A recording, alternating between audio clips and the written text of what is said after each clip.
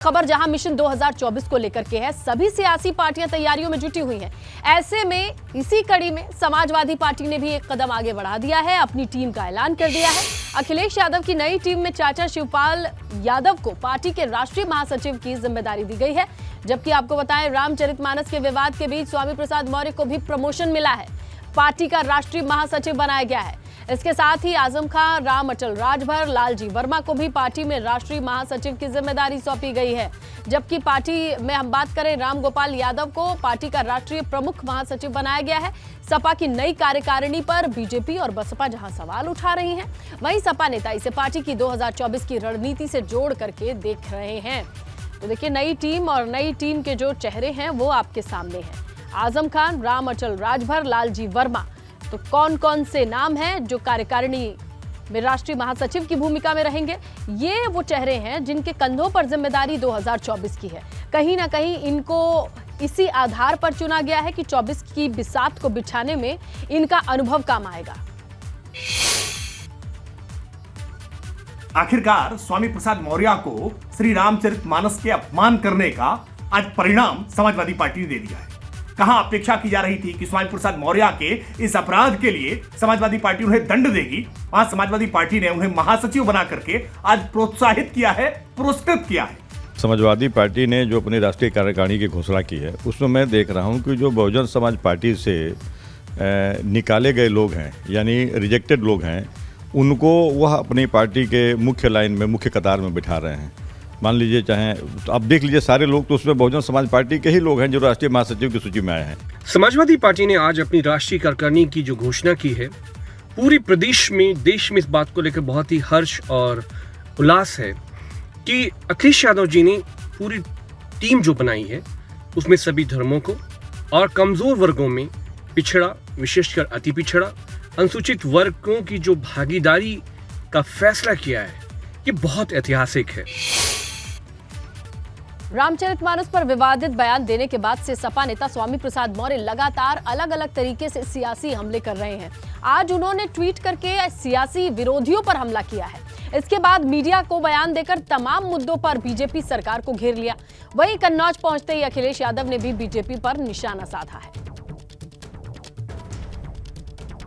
तो ये ताजा तरीन ट्वीट है, उसका कंटेंट भी हम आपको दिखाएंगे। स्वामी प्रसाद मौर्य ये रामचरितमानस वाले पूरे मामले पर पीछे नहीं हट रहे हैं, बल्कि अपने ही जगह पर टिके हुए हैं। और इस बार तो जो ट्वीट किया है उसमें लिखा है कि कुत्तों के भौंकने से हाथी की चाल पर कोई फर्क नहीं पड़ता है।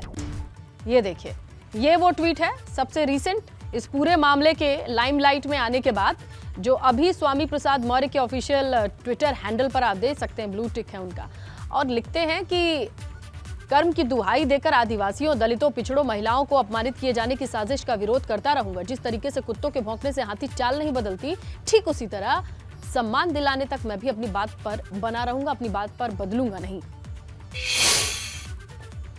मैंने पहले भी स्पष्ट किया कि गाली कभी धर्म नहीं हो सकता।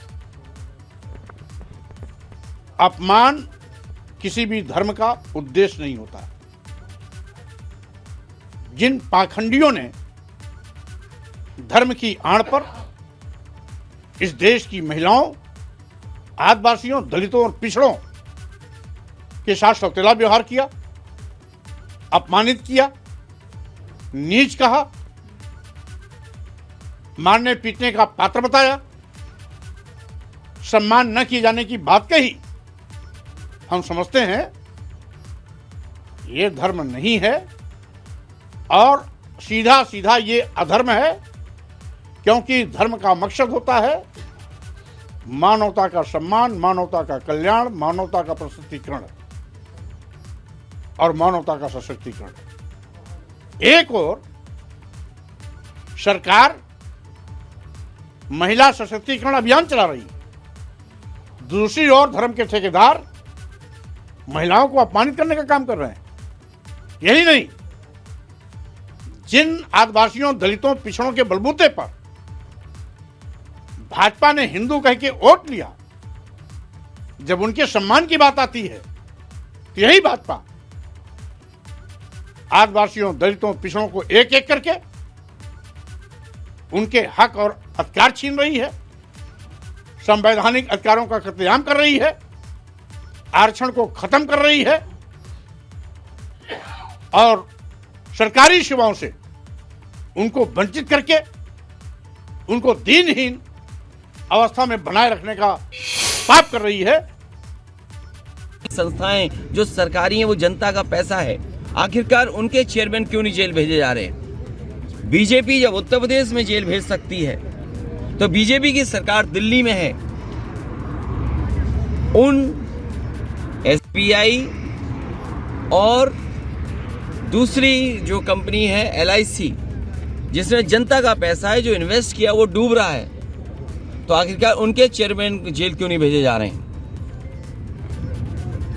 और ये तो हम लोग पहले से ही कहते थे गिनती का खेल है, कहाँ नंबर 2 कहाँ नंबर 3, आज कहाँ पहुंच गए। और आज तो संडे है, सोमवार को असली खेल होगा।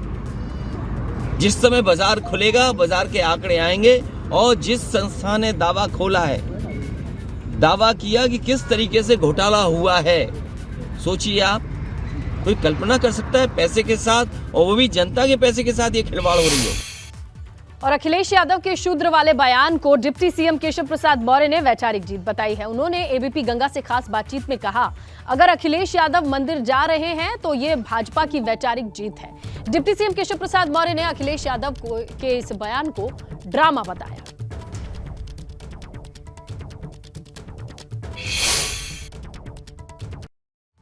अखिलेश यादव कह रहे हैं कि बीजेपी पिछड़ों को, दलितों को, उनको शूद्र समझती है। नहीं, मैं भी और पूरा उत्तर प्रदेश और देश भी श्री अखिलेश यादव जी को अखिलेश यादव जी समझता है, उत्तर प्रदेश का पूर्व मुख्यमंत्री समझता है। और जो विरोध हुआ है मुझे खैर उसकी जानकारी नहीं है, लेकिन अगर श्री अखिलेश यादव जी को कुंभ में जाके डुबकी लगाना पड़ता है, अयोध्या मथुरा काशी की जयकारा करना पड़ता है, किसी यज्ञ अथवा अनुष्ठान में उनको शामिल होना पड़ता है, तो 2014 के बाद चाहे समाजवादी पार्टी हो, चाहे कांग्रेस पार्टी हो, चाहे भाजपा विरोधी जो भी ऐसी पार्टियां हैं, 2014 के पहले किसी मंदिर में दर्शन करते हुए, किसी कुंभ में स्नान करते हुए, किसी यज्ञ में आहुति डालते हुए इनकी फ़ोटो खोजिए तो खोजने से नहीं मिलेगी। ये इनकी राजनीतिक मजबूरी है, जो शुद्ध रूप से मुस्लिम तुष्टीकरण की राजनीति करके देश और प्रदेश का निरंतर माहौल ख़राब करने का काम किए। आज वह अगर ये कह रहे हैं कि उनको अनुचित भाषा का किसी ने प्रयोग किया है, तो ये श्री अखिलेश यादव जी के माध्यम से उत्तर प्रदेश का माहौल ख़राब करने की एक असफल कोशिश है। कभी अपने किसी नेता से कोई उल्टे सीधे ऐसे बयान दिलवाते हैं जो लोगों की भावनाओं को आहत करने वाले होते हैं, फिर स्वयं कहीं जाते हैं यज्ञ में तो वहाँ कोई किसने विरोध किया मालूम नहीं है, तो उसके बाद ये मीडिया के साथ बातचीत करते हैं। ये तो उनका नौटंकी है। नहीं, लेकिन सवाल ये है कि वो कह रहे हैं कि बीजेपी को याद रखना चाहिए समय बदलता है, और जब समय बदलेगा तो ऐसा बीजेपी के लोगों के साथ भी होगा। समय बदल गया है, अभी 25 साल तक उनकी कुंडली में समय बदलने का योग नहीं है। ये स्वामी प्रसाद मौर्य के बयान पर अभी तक वो खामोश हैं, उस पर उन्होंने कुछ नहीं कहा। उन्होंने कहा कि जाति जनगणना के, मैंने पहले ही कहा यह बयान स्वामी प्रसाद मौर्य का नहीं है, ये श्री अखिलेश यादव जी का है, जिन्होंने सदैव श्री राम जन्मभूमि मंदिर निर्माण का विरोध किया, शिव भक्तों पर लाठी चलवाने का काम किया, लोगों के साथ।